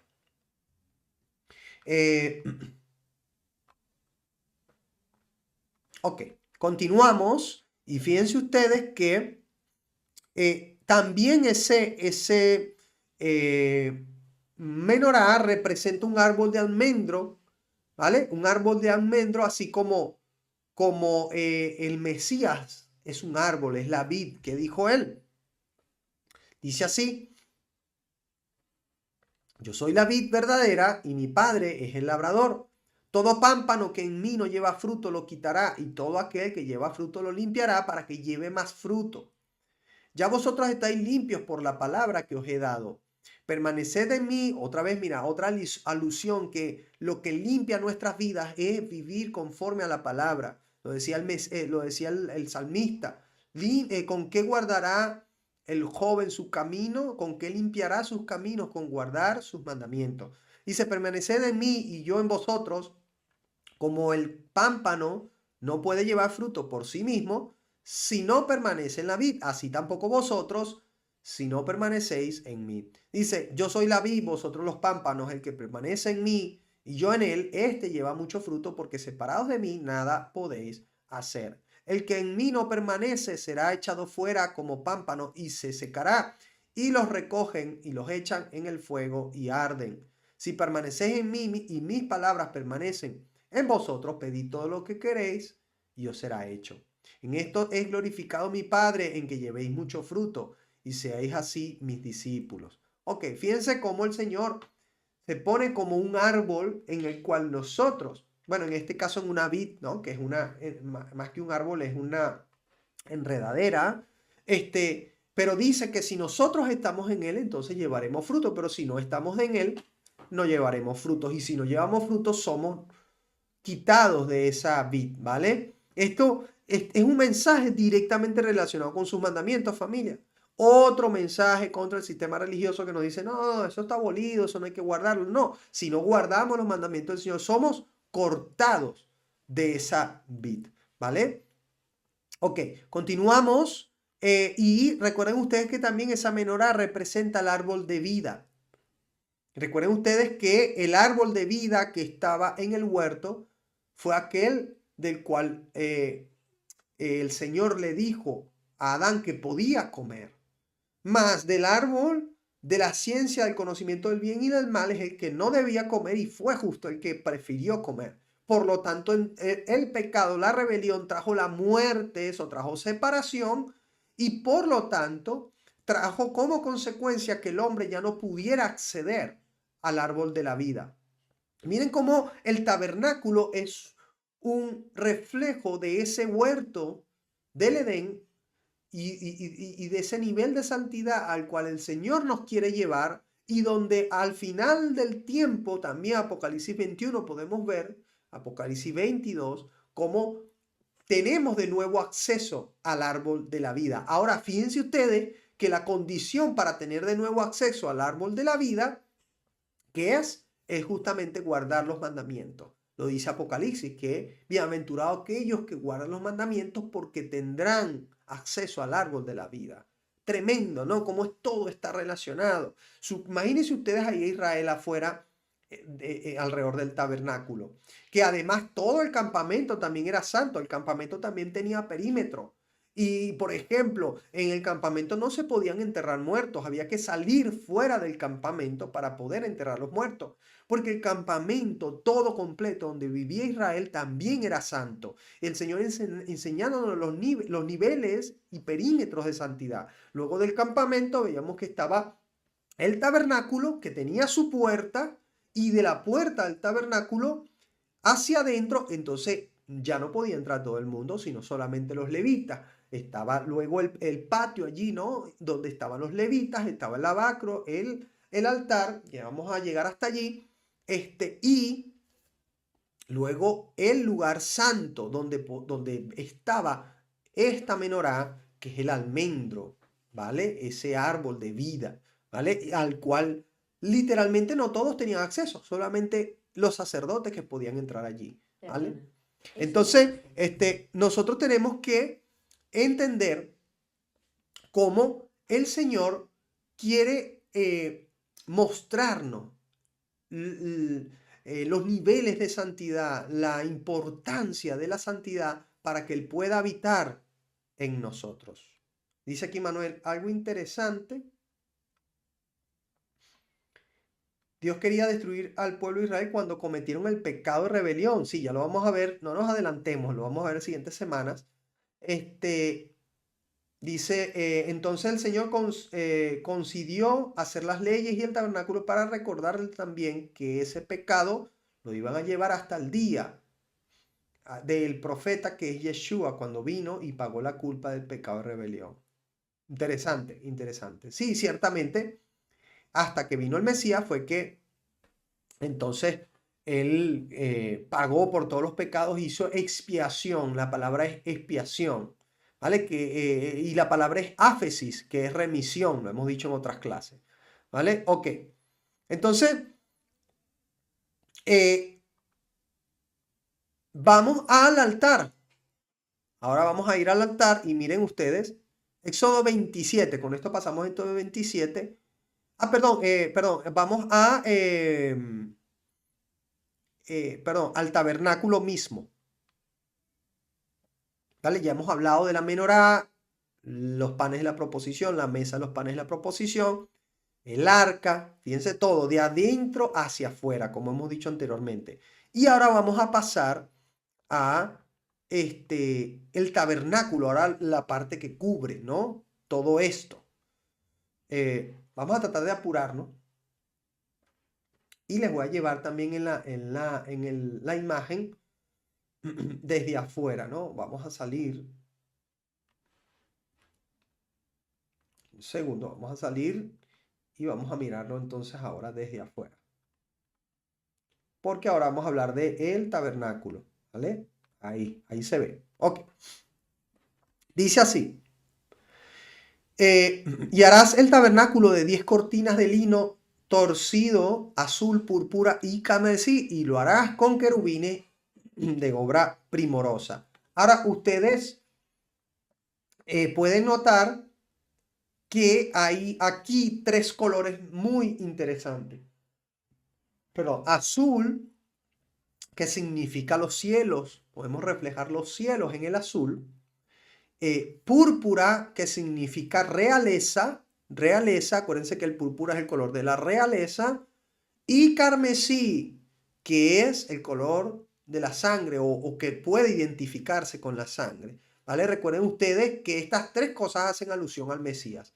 Quien viene desde los cielos, descendió desde los cielos, es nuestro rey, es el rey de Israel y príncipe del Señor, ¿vale? Y su sangre, representada por el carmesí, que fue derramada por la remisión de los pecados. Ok. Entonces dice, la longitud de una cortina de 28 codos y la anchura de la misma cortina de 4 codos, todas las cortinas tendrán una misma medida. Dice, 5 cortinas estarán unidas con la otra y las otras 5 cortinas unidas unas con las otras. Y harás lazadas de azul en la orilla de la última cortina de la primera unión. Lo mismo harás en la orilla de la cortina de la segunda unión. Ok. Entonces aquí vamos a ver cómo comienza. No lo voy a leer todo porque es bastante largo y luego no nos daría tiempo. Pero comienza a dar todas las características de cómo tenía que ser esa cortina que iba a estar por encima del tabernáculo, ¿vale? Recuerden ustedes también que estaba cubierta, o sea, las pieles de esta cortina eran de cabra, ¿vale? Una vez más el Señor hablándonos de el sacrificio. Recuerden que la cabra en Yom Kippur es símbolo del sacrificio, ¿vale? Del Mesías, ¿vale? Entonces esa cabra era un símbolo del sacrificio. Recuerden ustedes que en el Edén, o fuera después de que el hombre sale del Edén y está desnudo, el Señor, ¿qué hace? Toma pieles de animales para cubrir al hombre, ¿vale? Una muestra de que el primero que hizo un sacrificio fue el Señor. Sacrificó animales para poder cubrir al hombre. Esas pieles representan cobertura sobre nuestras vidas. El sacrificio del Mesías nos cubre y es lo que está cubriendo el tabernáculo, que a la vez somos nosotros, que somos esa habitación del Señor. Ojo, solo si estamos en los niveles de santidad necesarios para que el Rúa pueda habitar en nosotros. O sea, que ese cliché de toda la vida, no, el Señor está aquí, mira, cerquita aquí en mi corazón.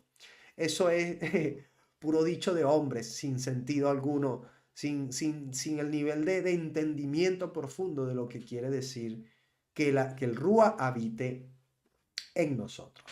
Entonces, aquí vemos cómo el Señor comienza a dar todas estas características de las cortinas, de esa cobertura,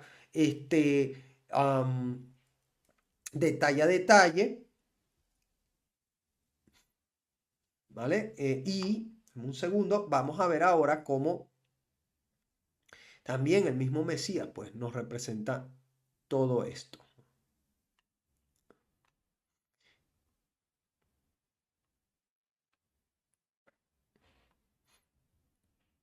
Fíjense ustedes que el Señor pone detalles luego de, por ejemplo, de los postes que van a cubrir todo el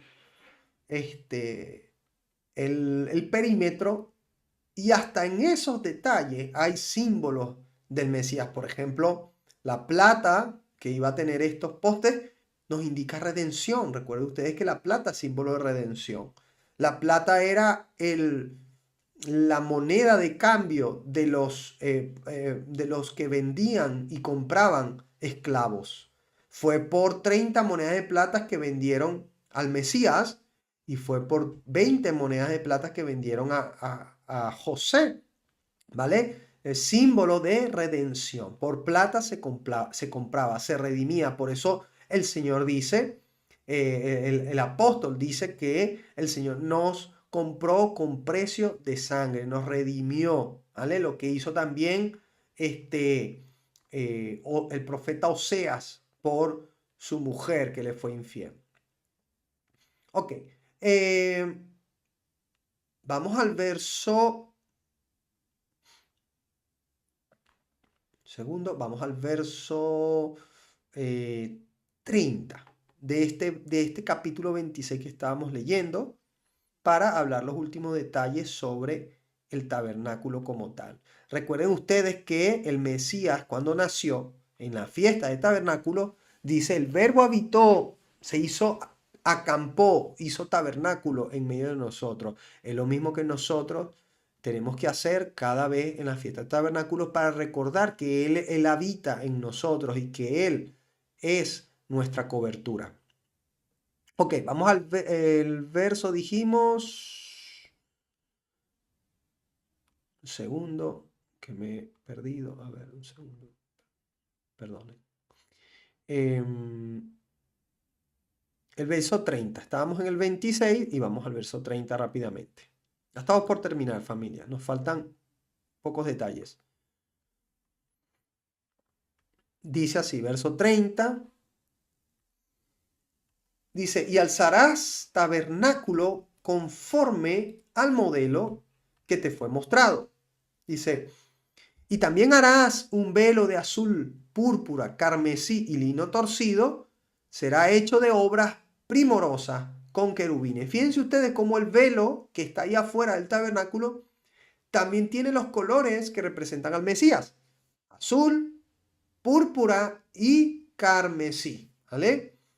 Será hecho de obras primorosas con querubines. Una vez más nos muestra los querubines. Esos querubines que el Señor puso en la puerta o en el frente del huerto del Edén, precisamente para proteger la santidad del huerto del Edén.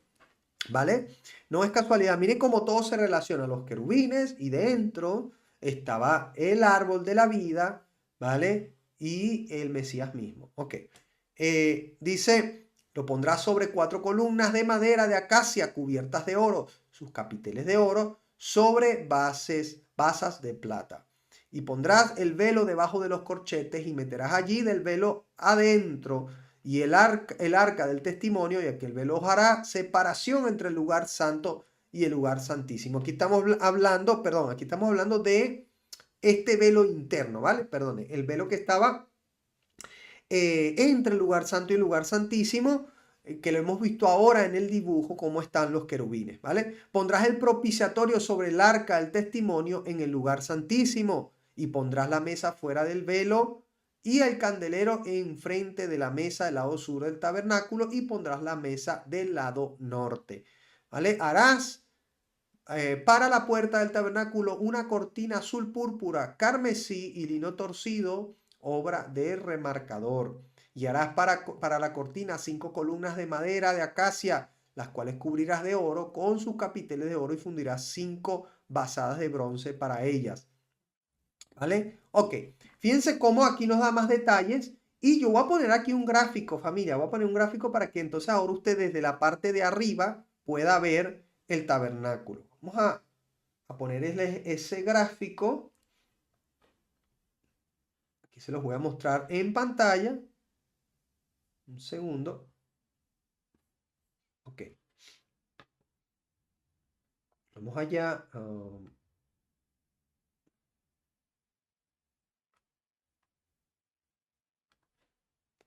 Fíjense ustedes este gráfico, ¿vale? Vamos a ponerlo un poco más grande. Este gráfico nos muestra, perdón, así. Vamos a poner un poco más pequeño, un poquito solo. Ok, ahí. Este gráfico nos puede mostrar a nosotros cómo desde arriba podemos ver el tabernáculo. Entonces, pueden ver ustedes aquí, por ejemplo, ¿vale? El arca, ¿vale? Sobre este sitio, ¿vale? Aquí vemos que lo pone aquí, el arca del pacto, donde estaba el propiciatorio, los querubines y dentro la menorá, ¿vale? La vara de Aarón y, como he dicho antes, mi hermano Emanuel, el maná, ¿vale? Vemos el velo es este, el segundo velo, porque es segundo en el sentido de que si vamos de afuera hacia adentro, pues tenemos que es el segundo velo que hemos visto ahora que tiene los querubines. Hemos visto los cuatro pilares. Aquí tenemos el altar de incienso, ¿vale? Que hemos hablado del altar. Creo que no lo hablamos, ¿no? No lo hemos mostrado ahora en la grabación. Tenemos los panes de la proposición, ¿vale? Por aquí están los panes de la proposición o la mesa de los panes de la proposición. Tenemos aquí el candelabro o menorá, ¿vale? Y para que ustedes se ubiquen, el norte está hacia allá, ¿vale?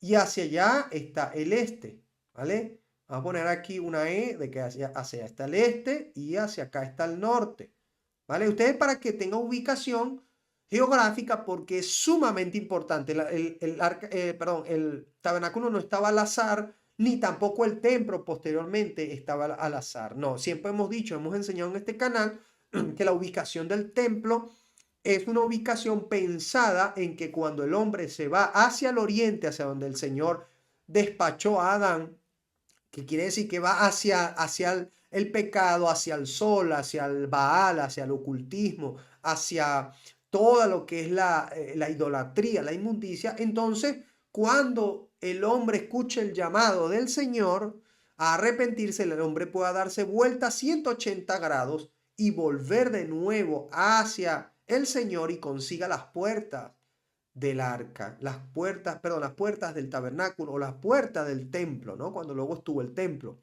Y no es casualidad que cuando el hombre viene, aquí vemos esta flecha así, ¿vale? Vemos que lo primero que se consigue es la puerta que está en el oriente, que el Mesías, por eso es que dice, yo soy la puerta.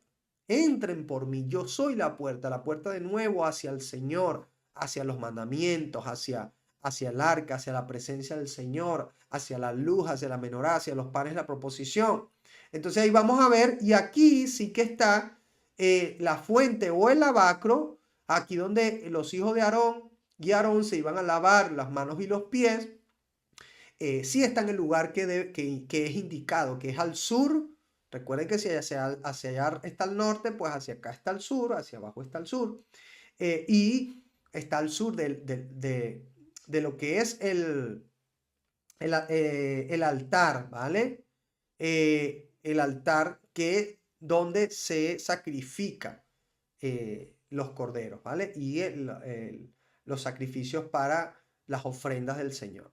Entonces nosotros vemos, familia, cómo está ubicado, ¿vale? El tabernáculo, que luego es la ubicación también que va a tener el templo, ¿vale? El primer templo, por supuesto, de Salomón tenía el arca, y ya vemos que el segundo templo no tenía el arca porque había desaparecido con la invasión de Nabucodonosor. Ok.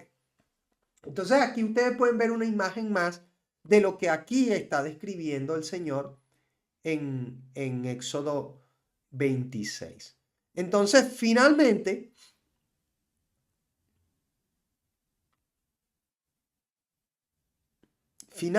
vamos a ver el 27, y con esto ya estamos terminando. La parasha llega hasta el 27, verso 19. Vamos a ver cómo en el 27 el Señor nos habla del altar. Segundo, 27. Ahora nos vamos a ir al 27. Vamos a ver cómo el Señor nos habla del altar. Y no vamos a terminar todo, por supuesto, el tabernáculo, sino hasta la semana que viene, la siguiente parashá, donde vamos a ver luego el lavacro, el altar de fuera, etcétera, ¿vale? Vamos a ver. Dice, y harás, un segundo, dice, harás también un altar de madera de acacia de 5 codos de longitud, de 5 codos de anchura, será cuadrado el altar y su altura de 3 codos. Y le harás cuernos en sus 4 esquinas, los cuernos serán parte del mismo y lo cubrirás de bronce. Harás también sus candeleros para recoger la ceniza y sus paletas, sus tazones, sus garfios, su brasero, harás todo su utensilio de bronce. Y le harás un enrejado de bronce de obra de rejilla, y sobre la rejilla los 4 anillos de bronce a sus 4 esquinas. Y la pondrás dentro del cerco del altar abajo, y llegará la rejilla hasta la mitad del altar. Harás también varas para el altar, varas de madera de acacia, las cuales cubrirás de bronce, y las varas se meterán por los anillos, y estarán aquellas varas a ambos lados del altar cuando sea llevado. Lo harás hueco de tablas de la manera que te fue mostrado en el monte, así lo harás. Asimismo, harás el atrio del tabernáculo. Al lado meridional, al sur, tendrá el atrio cortinas de lino torcido de 100 codos de longitud para un lado. El atrio es todo el perímetro, familia. O mejor dicho, el atrio es todo el patio, ¿vale? Y cubierto por un perímetro, y esto es el perímetro que está diciendo aquí el Señor que hay que construir. Dice, sus 20 columnas y sus 20 basas serán de bronce, los capiteles de las columnas y sus molduras de plata, lo que les estaba hablando hace un rato, como aquí la plata está en todas las columnas del perímetro. Dice, de la misma manera, al lado del norte habrá a lo largo cortinas de 100 codos de longitud y sus 20 columnas con sus 20 basas de bronce, los capiteles de sus columnas y sus molduras de plata. El ancho del atrio del lado occidental tendrá cortinas de 50 codos, sus columnas 10 con sus 10 basas. El ancho del atrio por el lado del oriente estará al este, habrá 50 codos. Bueno, aquí nos dice, por supuesto, hasta el 19, que es hasta donde llega, las características de estos del atrio, ¿vale? Y luego, fíjense, al verso 16 dice, para la puerta del atrio habrá una cortina de 20 codos, de azul, púrpura y carmesí. Una vez más, nos muestra el Señor al Mesías, quién es la puerta, ¿vale? Vamos a verlo aquí en la aplicación, vamos a ir o vamos a voltear hacia donde está la puerta. Esta es la puerta, ¿vale? Del atrio, y que tenía que ser de estos tres colores. Una vez más, azul, púrpura y carmesí, los colores del Mesías, ¿vale? Y dice, lino torcido de obra de recamador y sus columnas, 4, con sus 4 basas. Dice, todas las columnas alrededor del atrio estarán ceñidas de plata, sus capiteles de plata y sus basas de bronce. La longitud del atrio será de 100 codos y la anchura 50 por un lado, 50 por el otro, y la altura de 5 codos.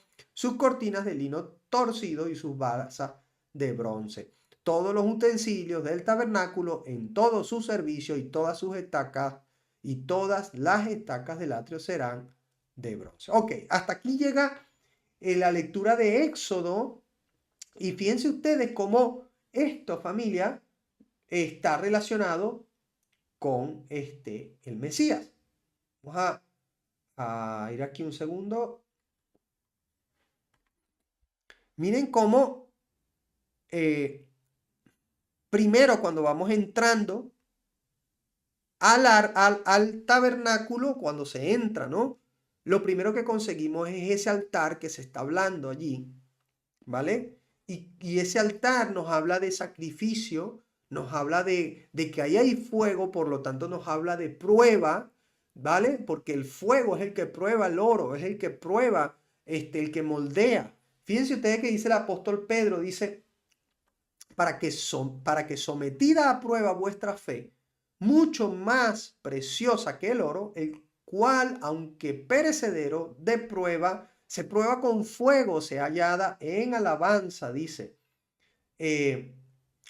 gloria y honra cuando sea manifestado Yeshua el Mesías. Y voy a enfocar aquí el altar, ¿vale? Lo siento por no haberlo enfocado antes. El altar donde está el fuego del Señor, ¿vale? Ese altar que vamos a ver más adelante, tristemente, los hijos de Aarón dejan apagar el fuego y luego traen un fuego extraño a ese sitio, cuando el fuego de ese altar no era encendido por los hombres. Ese fuego lo encendía el mismo Señor, el mismo Adonai encendía ese fuego. Vale, que vemos también aquí, familia, del Mesías, dice Juan 19, dice, yo soy la puerta, y el que por mí entrare será salvo, y entrará y saldrá y hallará pastos. Wow, el Señor conectándonos con esa puerta del tabernáculo que representa al Mesías, y que si no atravesamos esa puerta no tenemos acceso al sitio que representa la vida eterna. ¿Por qué?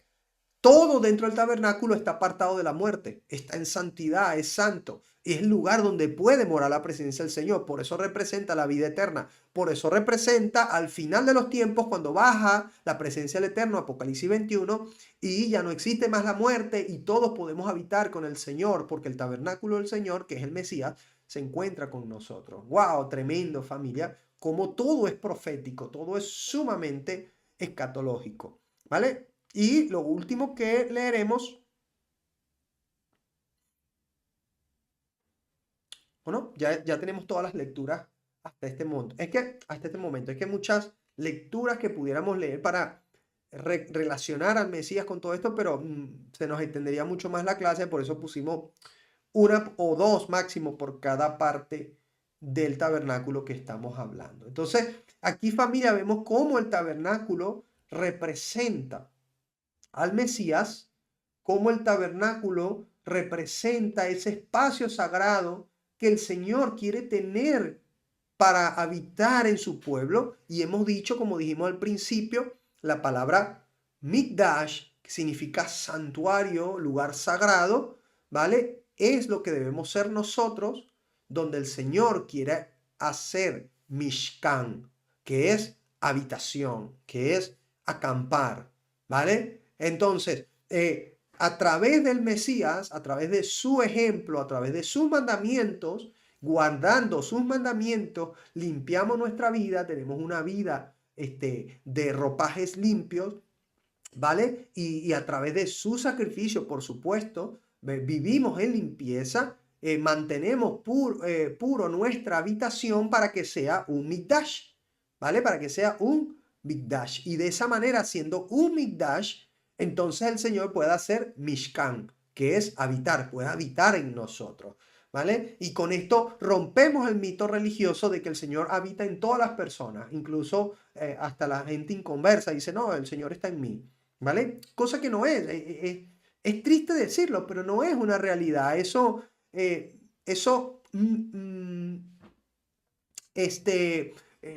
hace que ¿cómo te digo yo? Que al mismo Señor y a su presencia, se le lleve a la mínima expresión, ¿vale? No se le dé la importancia que es la presencia del Señor. Cuando realmente la presencia del Señor es lo más importante en nuestras vidas y que no es cosa cualquiera, sino que para que pueda morar en nosotros debemos ser un mikdash, una habitación sagrada, un lugar consagrado para que su presencia pueda morar en nosotros. ¿Y cómo consagramos nuestra vida? Con sus mandamientos, ¿vale?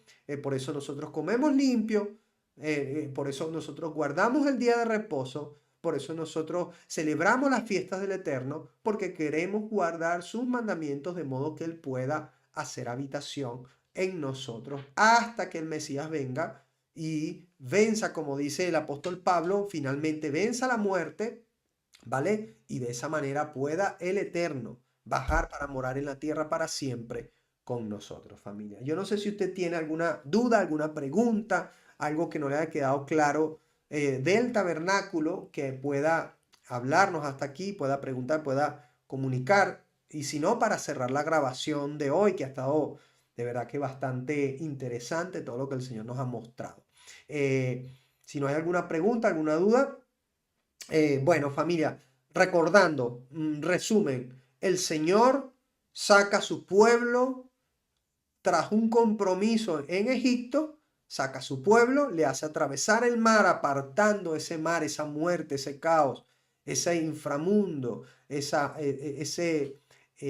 serpiente antigua, la aparta, pasa a su pueblo, ¿vale? Todo esto, imagínense ustedes al final de los tiempos, todo lo que va a pasar. Y una vez que su pueblo atraviesa la muerte, atraviesa ese caos, se reúne frente al Sinaí para en un lugar sagrado poder comprometerse para siempre con el Eterno, diciendo, sí, aceptamos lo que tu voz nos está diciendo, aceptamos tus mandamientos, aceptamos vivir para siempre cumpliendo lo que establece este convenio, firmamos esa acta de matrimonio y posteriormente entonces el Señor crea una casa, un hogar con lugares sagrados para poder habitar entre nosotros, para poder habitar en nosotros. Qué bonito, ¿no? Qué tremendo cómo todo el Señor lo ejemplifica en esta metáfora de el matrimonio, en esta metáfora